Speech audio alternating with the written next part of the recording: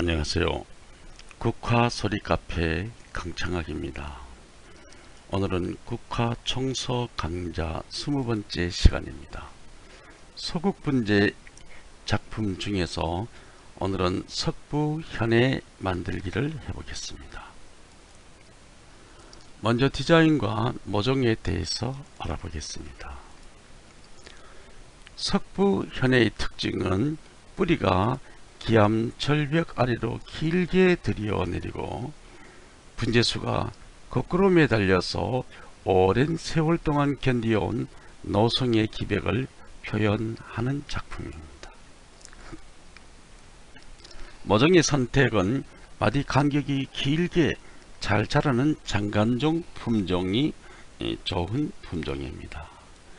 작품 만들기 요령은 먼저 뿌리부터 만들어 놓고 그 다음 그 뿌리 위에서 현해의 수영을 다듬는 것입니다. 삽목은 주로 재배자에 따라서 7월, 8월, 9월에 내년을 위해서 강물의 대립에 삽목을 합니다. 8월 15일 밤 자정부터 1시간 동안 광춘당법 전조 처리를 하면 좋다고 합니다. 이 전조 처리는 하지 않아도 됩니다. 그런데 왜 하느냐 하면 삽목상에서부터 전조 처리를 하면 화분화와 출래와 개화 과정이 생략되어서 뿌리가 자랄 기회를 2개월 더 얻을 수 있는 장점이 있다고 합니다. 이것은 평소에 우리 삽목할 때 많이 쓰는 상토입니다. 상토는 이온을 가지고 있으면서도 미량의 요소를 함유하고 있습니다. 그리고 미세 입자이기 때문에 잔뿌리와 털뿌리가 많이 발생하여서 아래의 그림과 같이 덥수룩한 수염뿌리가 발근하게 되는 것입니다. 상토는 이와 같이 발근도 잘 되고 이 수염뿌리가 많이 발생되어서 이 수염뿌리는 국화의 자람에 많은 도움을 줍니다. 그러나 소극분재 석부작에서는 돌 위에 들여오는 뿌리의 디자인이 중요하기 때문에 이러한 수염뿌리는 달갑지 않습니다.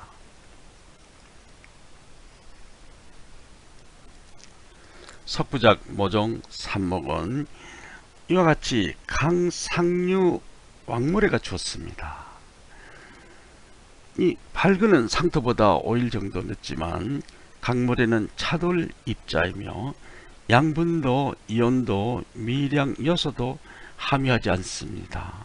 그리고 텁수룩한 수염 뿌리도 나오지 않습니다.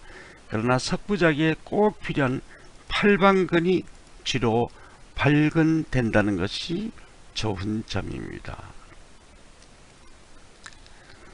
그래서 이러한 뿌리가 내린 삽수로서 석부작 뿌리를 만들려고 하는 것입니다.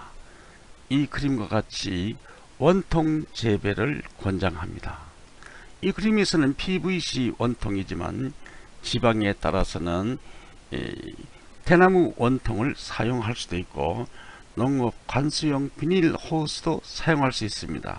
그래서 이것은 중요한 문제가 아닙니다. 아무것이나 사용하면 됩니다. 그 속에 있는 삽수가 문제입니다. 삽수 뿌리 밑에 이 그림과 같이 음료수 공병이나 강목이나 돌을 받치어 놓습니다. 왜 받치어 놓는가 하면 받치어 놓음으로써 삽수 뿌리의 근검부가 아래로 자라내리지 못하게 하기 위해서입니다. 근검부가 자라내리면 삽수가 돌의 안침자리가 좋지 않기 때문입니다.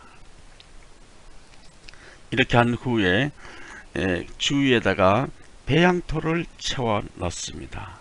그런데 이 배양토에 거름이 많은 배양토를 넣으면 이 뿌리가 밑으로 내려가지 않고 위로만 몰려서 살게 됩니다. 그래서 거름이 약한 배양토를 넣어서 뿌리를 아래로 유도하여 내립니다. 이것은 같은 맥락으로 아래에다가 강목을 받쳐 놓은 것입니다. 근데 밑둥이에서 1cm 정도 두께로 배양토를 채웁니다. 만약 1cm 이상 더 많은 배양토를 채운다면 그 흙 부분에서 잔뿌리와 실뿌리가 많이 발생해서 나중에 탑수룩한 수염뿌리가 되는 것입니다. 그래서 밑둥이에서 1cm 정도만 배양토를 채우는 것이 좋은 뿌리를 유도할 수 있다는 것입니다. 이와 같이 다 되었을 때 처음에는 윗부분으로 물을 줍니다. 그러다가 뿌리가 중간 이하로 내려왔다고 생각될 때는 물을 밑으로 줍니다. 물도 주고 물비료도 밑으로 줍니다. 이렇게 함으로써 뿌리는 물과 비료를 따라서 아래로 급속히 길게 자라내립니다.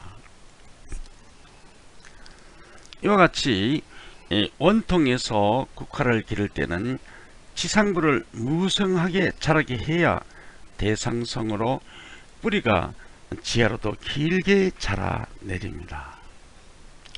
지상부의 자람을 만약 억제한다면 뿌리가 자라내리지 않습니다. 1월 말일까지 그래서 주간을 30cm 정도 길이로 길렀습니다. 2월 1일입니다. 이 주간의 긴 30cm 주간의 끝을 4분의 1을 적심했습니다. 그러면 그 활력이 뿌리로 내려가서 얼마 후에 손아가 발생함을 볼 수 있습니다. 이와 같이 해서 2월 10일 날 다시 두 번째 4분의 1을 적심했습니다. 그러면 손아가 손지로 부쩍 자라 오름을 볼 수 있습니다. 여기에서 국화의 색깔이 연한 것은 겨울 동안 거실 창가에서 길렀기 때문에 광선의 조사량이 조금 모자랐던 결론입니다. 2월 20일입니다. 세 번째 모주의 4분의 1을 또 잘랐습니다. 그러면 손지가 부쩍 더 자라 올랐음이 보입니다. 3월 1일입니다. 모주의 나머지를 모두 잘랐습니다. 그러면 손지가 새로운 주간으로 자라서 새로운 포기가 되었음을 보여주고 있습니다. 이것을 흙을 털고 보았습니다. 뿌리가 겨울 동안 상당히 많이 길었습니다. 이것을 물로 씻고 뿌리를 확대해 보았습니다. 좋은 뿌리가 되었죠. 근권부가 없어서 뿌리에 돌의 앉힘이 상당히 좋습니다. 위에 뿌리목에 1cm 정도 흙을 덮은 표시가 나죠. 그래서 그 위에는 잔뿌리가 없고 그래서 수염뿌리가 안됩니다. 이렇게 인위적으로 만들면 좋은 뿌리를 이렇게 얻을 수가 있습니다. 이 뿌리를 가지고 현해를 만들어 보려고 합니다. 3월 1일경 이 모종을 기암절경의 돌에 올려서 현해의 수형을 만들기 시작합니다. 길고 보기 좋은 뿌리는 앞으로 배분하고 나머지는 뒤로 배분합니다. 절벽 아래로 길게 들여내린 이런 뿌리가 석부현해의 첫 번째 중요한 구성 요건입니다. 봄부터 이렇게 올리면 가을까지 기르면 이것이 직사광선을 받아서 목질화 되면서 뿌리가 굵어지면서 위에 수영을 만들 수 있는 것입니다.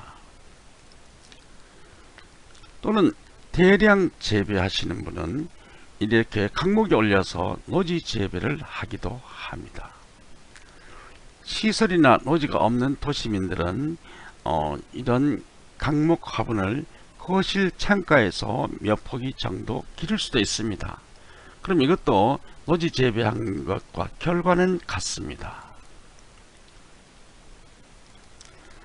이렇게 해서 강목 위에서 줄기를 20cm 정도 기릅니다. 그리고 나서 3월 15일경에 15번 알루미늄 선으로 국화 줄기를 라선형으로 이렇게 감습니다. 여기서 첨언할 것은 날짜와 길이의 이 숫자는 절대적인 숫자는 아닙니다. 재배자의 요령이나 국화 포기의 상태에 따라서 이 숫자는 수시로 변경될 수도 있습니다. 이렇게 해서 밑둥에서 10cm 높이에서 몸통 전체를 오른쪽으로 하향 45도로 서서히 유인해서 내립니다. 첫날을 물은 주지 말고 오후에 약간 시름할 때 90도까지 유인하고 다음날 오후에 하향 45도로 굽혀 내리고 그 끝을 1차 적심합니다.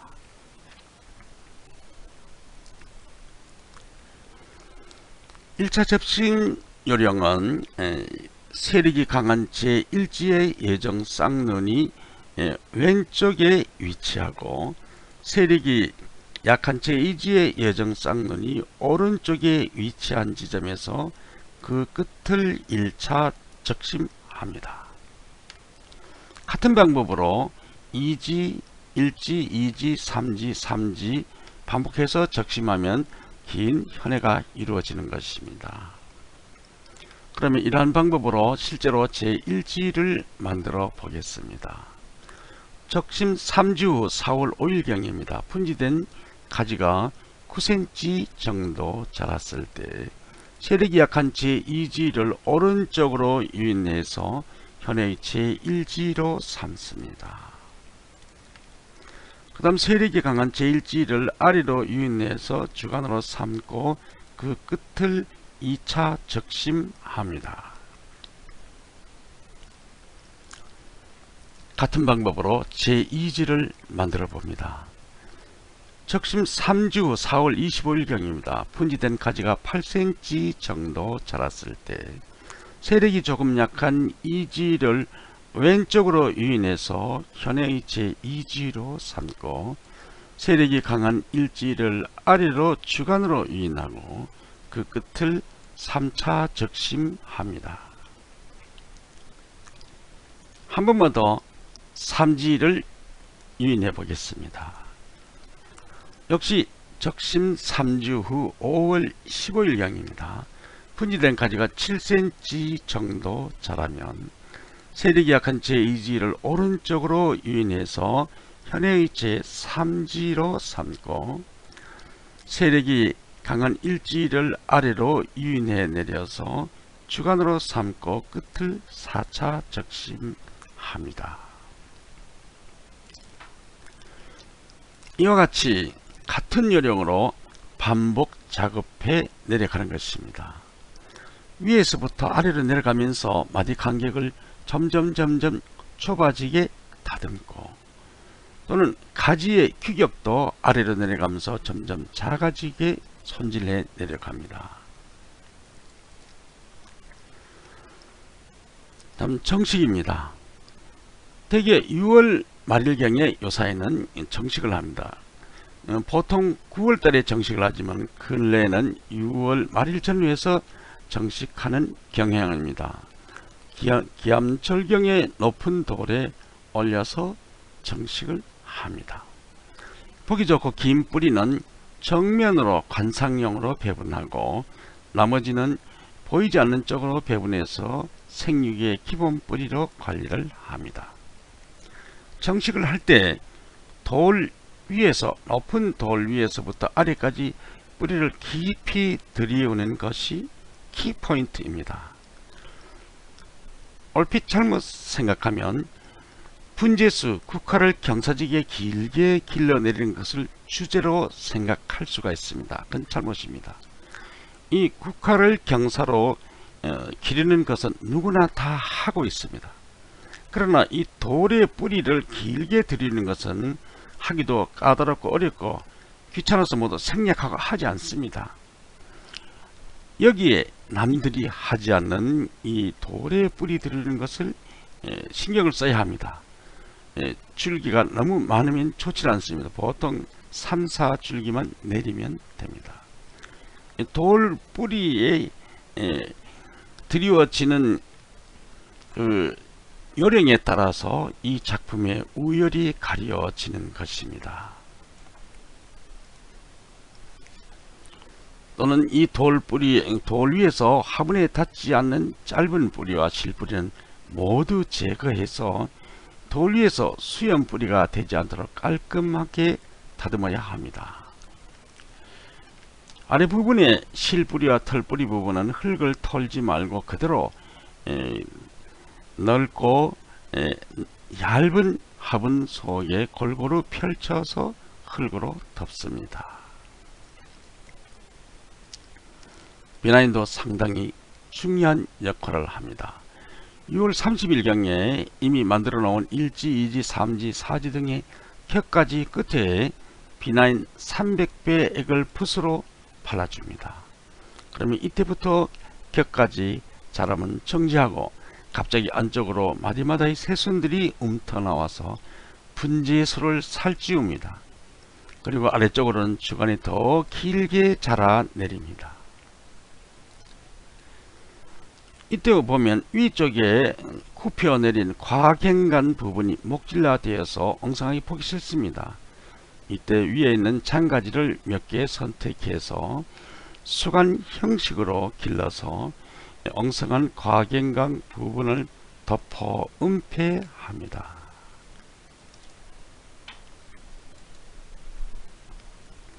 동시계열 조절이 상당히 중요한 역할을 하죠. 다른 분야에서는 마지막 적심이라고도 합니다. 국화는 초질성에서부터 목질성으로 꽃이 피어갑니다. 현에는 아래쪽이 초질성이고 위에 쪽이 목질성입니다. 그래서 꽃은 아래에서부터 위로 피어 올라갑니다. 그래서 적심은 꽃이 피는 방향과는 반대로 위의 목질성에서부터 8월 10일 1차 적심을 하고 8월 15일 2차 적심, 8월 20일 3차 적심을 합니다. 이렇게 위에서부터 아래로 5일 간격으로 3회 나누어서 적심해서 내려옵니다. 꽃이 피는 방향과는 반대로 적심하는 것이죠. 어떤 동호인들은 이 날짜를 9월 1일, 9월 5일, 9월 10일로 하는 분도 있습니다. 이것은 재배자의 생각과 요령에 따라서 이렇게 변경될 수도 있습니다. 숫자가. 이렇게 작업을 하면 가을에 가서 꽃이 거의 동시에 활짝 핍니다. 결과는 굉장히 좋습니다. 초보자에게는 마지막 적심이란 단어가 조금 어렵게 들리고 결과도 상당히 까다롭습니다. 그런데 이 마지막 적심을 잘 해야 좋은 작품이라고 할 수는 없습니다. 결과는 마지막 꽃이 피었을 때 상태에 따라서 좋고 나쁨이 달려 있습니다. 어떤 방법이든 어떤 요령을 했든 간에 마지막 꽃만 결과만 좋으면 되는 것입니다. 그래서 요사이 초보자들은 이 동시개화 조절 방법을 많이 사용합니다. 이해가 쉽고 작업하기가 간이스럽고 결과가 좋기 때문입니다. 한번 해보시기 바랍니다. 상당히 재미있고 간단합니다. 마지막 정례, 이것은 꽃망울 솎아내기죠. 이것도 한 번도 해보지 않았는 동호인이 많은 것으로 알고 있습니다. 보통 9월 5일경에 비나인을 분모합니다. 그러나 근래에는 비나인을 사용하지 않는 회원의 수가 늘어가고 있습니다. 왜냐하면 비나인을 사용하지 않으면 꽃망울이 며칠 더 앞서서 터진다는 좋은 점이 있습니다. 또는 비나인을 사용하지 않으면 꽃목이 너무 길어서 좋지 않다는 점도 있습니다. 어떻게 하든 간에 9월 15일경이면 국화의 모든 품종에서 거의 다 꽃망울이 많이 맺힙니다. 이때 꽃목이 너무 긴 망울과 너무 짧은 망울들을 모두 솎아냅니다. 같은 시기에 너무 굵은 꽃망울과 너무 작은 꽃망울을 또 솎아냅니다. 수많은 꽃을 키워서 아까워서 솎아내지 못하고 그대로 둔다면 분재수의 수영은 보이지 않고 한 개의 큰 꽃덩어리가 되어버립니다. 이와 같이 정례 작업을 해서 꽃송이를 솎아낸다면 꽃송이 사이사이로 푸른 잎도 보이고 분지된 수영도 보이는 명작이 연출될 수도 있습니다. 오늘의 강의는 여기까지입니다. 지금까지 국화소리 카페 강창학이었습니다.